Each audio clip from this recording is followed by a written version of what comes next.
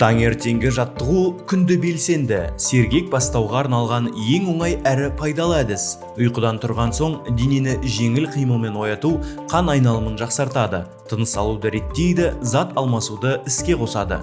Жаттығу кезінде миға оттегі көбірек барады. Көңіл-күй жақсарып, серотонин мен дофамин секілді қуаныш гормондары бөлінеді. Бұл сізді күні бойы сергек, позитивті күйде ұстауға көмектеседі.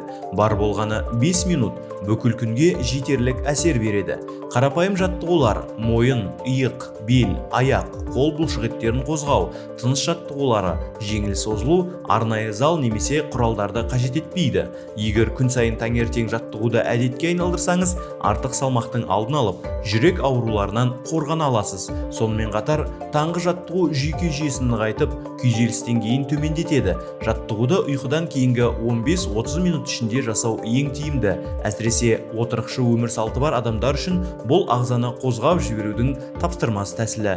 Ең бастысы, өз денеңізге зиян келтірмей, шамамен 5-10 минут бөлсеңіз жеткілікті. Таңертеңгі жеңіл қимыл үлкен өзгерістердің бастамасы бола алады.